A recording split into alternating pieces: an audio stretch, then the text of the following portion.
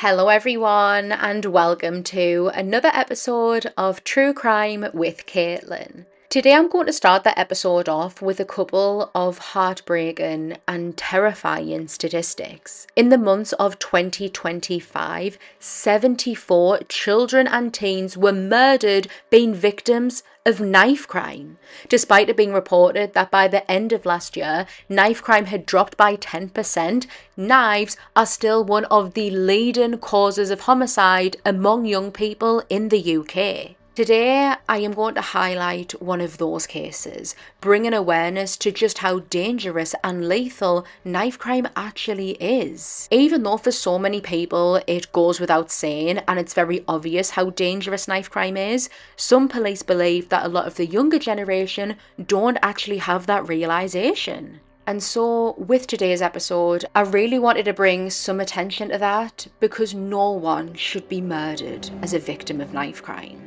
This is the murder of Reece Tansey.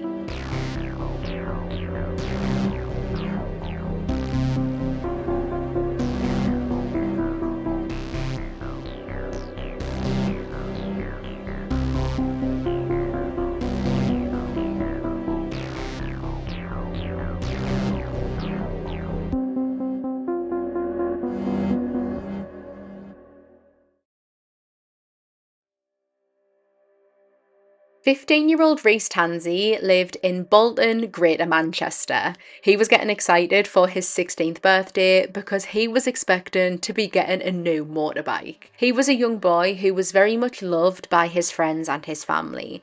They described him as amazing, loving, funny and cheeky, a good lad who cared for everyone. His dad said that, quote, "Reece loved playing games and tormenting me. He loved life, loved his people, and loved his family." In May 2021, a friend of Reece, who was being named only as Callum, was in the middle of an argument with two other boys over Snapchat.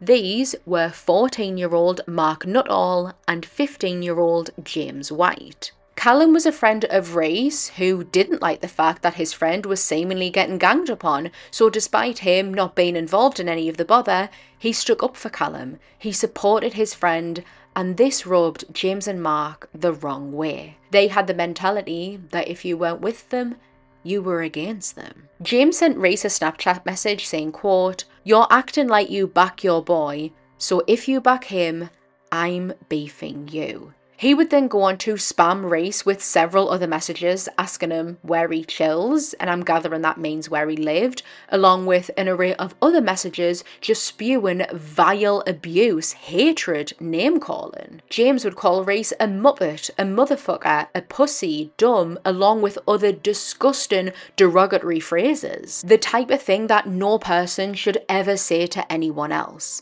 All four of the boys, Reece, Callum, James and Mark, had arranged over Snapchat that they were going to meet up and they were all going to have a fight. And it seems like some things never change because news of the fight had begun to spread like wildfire and people were texting around asking who had won the fight before it had even happened. Before any of the boys knew it, everyone knew about the fight and there was a lot of anticipation for this.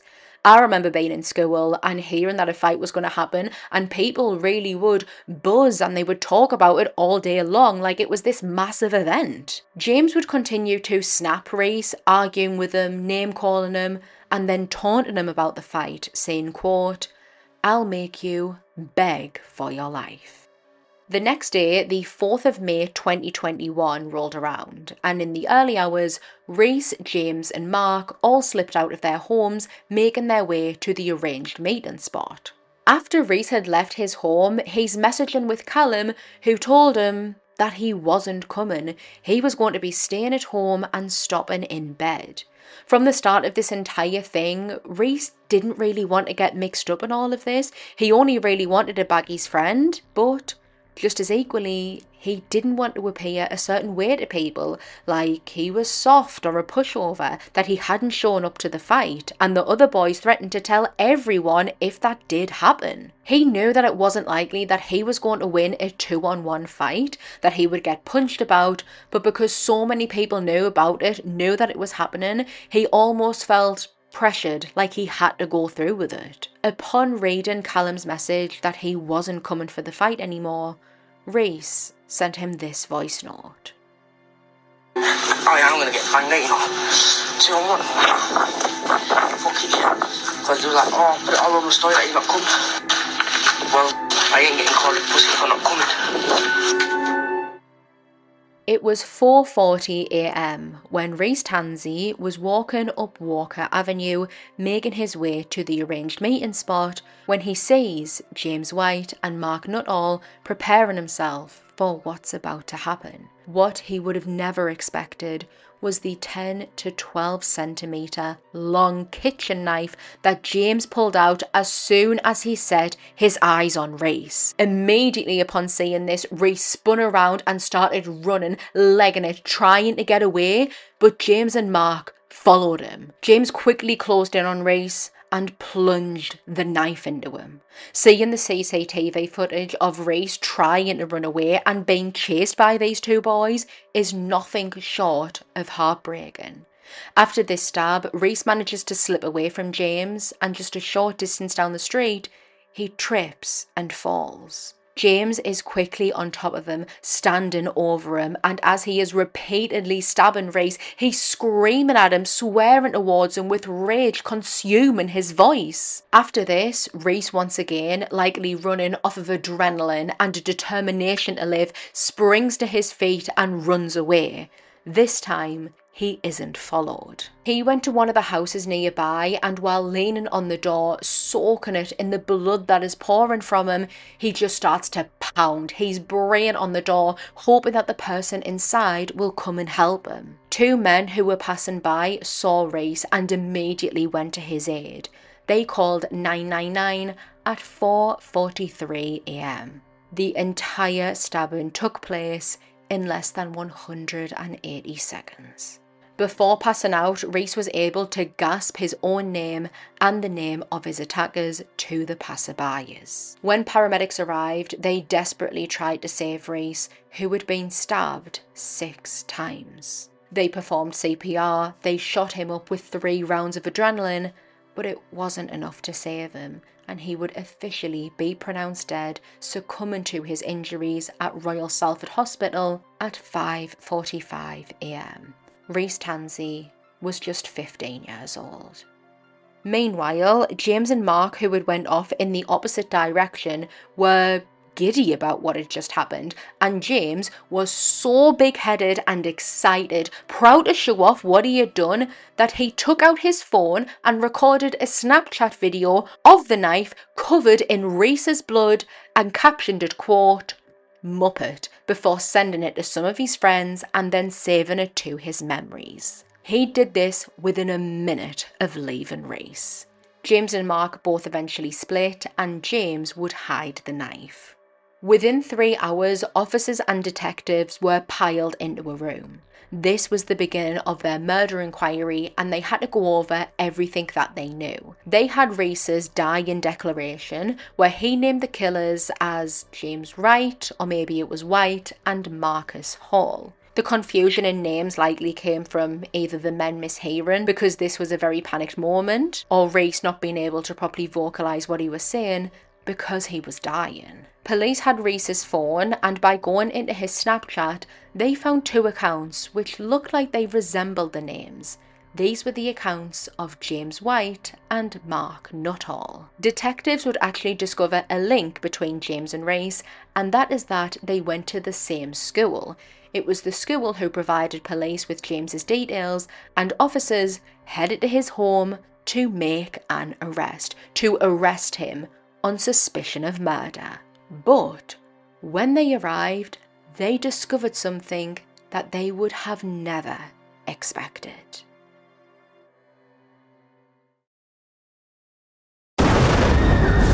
What they did to your family, you're lucky to make it out alive. Streaming on Peacock. These men are going to come after me. Taking them out is my only chance. Put a bullet in her head. From the co-creator of Ozark. Looks like a family was running drugs. Execution-style killing, it's rare for the keys. Any leads on who they might have been running for? The cartel killed my family. I'm gonna kill them. All of them. MIA. Streaming now, only on Peacock.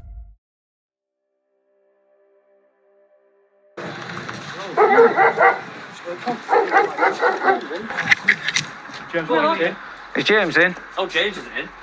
No, where? Just gone down to the station. Which station? I'm not got a clue. Who with? Just down now with his mum and dad, stepdad. I'm just at James's address, and it looks like he's handed himself in. As officers were stood outside of his home, James White was sat in the station with his parents, having already handed himself in. Hours before this, James's mom was shocked when her son came down the stairs and she could see in his face that something was wrong. James told her that during the night he had snuck out, which was a complete surprise to her, that he had gotten into an altercation with another boy, there was a knife involved, and word was spreading round on social media that he was dead. She asked him what had happened, what had gone on, and after a period of silence, James began to cry. His mum jumped into action though and demanded that James strip off every bit of clothing that he was wearing, that he had been wearing when this happened. All of the clothes and his shoes, his bag, everything that he had worn was taken off and placed into a black bag which was taken with them to the station. She tried asking him to hand over his phone and where it was, but he said that he didn't know. A forensic search was conducted inside of James's home where his phone was very quickly recovered from his washing basket. They would discover though that he had completely factory reset it. There was not a single thing on there anymore. During the forensic search, the knife, the murder weapon, probably the main thing that they wanted to find, wasn't there. Meanwhile, other detectives are conducting door-to-door inquiries in the streets surrounding where the murder took place, trying to gather any information that they could. Had anyone heard anything? Had anyone seen anything? Most importantly, did any of them have CCTV footage, either from cameras or Ring doorbells? And many of them did. It was from the footage provided that they saw basically the entire murder. They saw James and Mark walking together and Reece walking alone. They saw Reece running away, and just before James plunges that first stab, the metal of the long knife reflects from the camera. There is absolutely no doubt about what he is holding in his hands. The cameras then show James and Mark walking off, seeming completely unbothered and unfazed about what had just happened. Speaking of Mark Nuttall, officers descended on his address to arrest him too. They were let into the house by his stepdad, who tells the police that he knows why they're there, and directs them upstairs to Mark's bedroom. Here is the audio of that arrest. Hey mate, is it alright to come in? Yeah. Is Mark here? Yeah, I know what's going on, mate. Where is he? Mark? Alright, you're under arrest on suspicion of murder. Okay. Right, could I have your phone a second please, buddy? Thank you very much. I'm going to have to ask you to put this suit on for me. Have you recovered a phone from him? We've got a phone and he has given a passcode. Thanks for the update, appreciate that. I don't need to put handcuffs on you, no? I've not done nothing wrong, so I'm fine to go. Alright mate, so we'll just... Try, no, let go. Come on, because forensics, mate, you need to let go. Come on. Yourself, yeah? Tell the truth, right? You've done nothing wrong. Right. I'll come with you, mate. Don't worry about this. Unfortunately, mate, you're not going to be coming to custody. Don't tell me nothing. You're not coming to Don't custody. tell me nothing. Don't tell me what to do. Listen, you need to act calm. You. Shut the fuck up. Right, well, you need to act calm, or just sit in there for me, please. Thank you. Alright, don't worry, but you've done nothing wrong. As they are almost always able to do, detectives were able to recover the lost data from James's wiped phone, and what they found was absolutely chilling. They saw the messages of the boys arguing, that being James, Mark and Callum, and that Reece had absolutely nothing to do with it aside from sticking up for a friend. They found the video of the bloody knife, which was taken on Snapchat, so the location and the time data were stamped on there. They found a message that James had sent Mark talking about the stabbing, where he said, quote, "I thought it only went through his coat, so I kept doing it." When James found out that Reece was dead, he told Mark about this, who responded, with laughing emojis. Throughout their interviews, both of the boys mostly stayed silent or just said no comment. Mark had written a statement which was read aloud by his solicitor, and this is what it said. Tell me your full name, please. Mark Nuttall. And it is Thursday the 6th of May 2021. Statement of Mark Nuttall, I will say as follows. During the early hours of the 4th of May, I received a message from James White asking me if I wanted to meet up with him as he was having a fight with Reece Tansey. I saw James throw around 3 punches at Reece, but at no point did I see James in possession of a knife, and I did not know that Reece had been stabbed. Obviously, the officer knew that these were lies. He had seen the knife, it was too big for him to miss. He must have watched James take that video, they were walking side by side with each other, and James had physically texted him about the stabbing too. It wasn't even as if Mark responded being like confused about the stabbing, he responded in a way that someone would if they knew that that's what happened. Mark continued to answer no comment to the questions, those including, did he touch the knife, would they find his DNA on it, and if he had any remorse for Reece's family. The next day, James White offered to take the detectives to where he had hidden/buried the knife. He recognised some sort of tree area or something and said that it was around there, but he couldn't be certain exactly where. For 2 days, officers searched that area with a fine-tooth comb, searching through the trees, the brush, the grass using metal detectors, and even in little brooks. But the murder weapon was never found. The murder weapon is always such a vital piece of evidence, especially in cases like these, but in this case specifically, they had a lot of other evidence that they were able to rely on to prove the boys' guilt. This including the video of the bloody knife, the CCTV footage literally showing the murder, and all of their digital evidence. James White and Mark Nuttall were remanded in custody. At their trial at Manchester Crown Court, they both entered pleas of not guilty. The trial lasted for around about a month, where the defendants would snigger, laugh, look at Reece's family throughout the proceedings. At the end of the trial, and after 29 hours of deliberation, the jury came back with their verdicts. James White was found guilty of the murder of Reece Tansey and was handed a sentence of 15 years imprisonment. During his time in incarceration, he has continued to get into trouble, even as recent as this February 2026. He has gotten another 4-year and 10-month added onto his sentence for new charges, including wounding with intent, possession of an offensive weapon, false imprisonment, and affray. Affray is, quote, a criminal offence involving the use or threat of unlawful violence towards another person in a way that would cause a bystander of reasonable firmness to fear for their safety.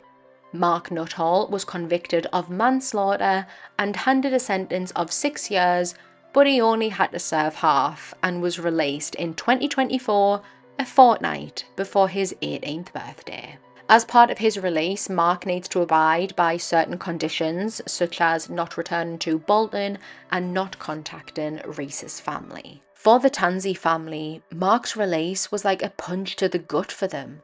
How can someone be involved with this senseless murder of a young boy just beginning his life and be allowed to go out and live their own?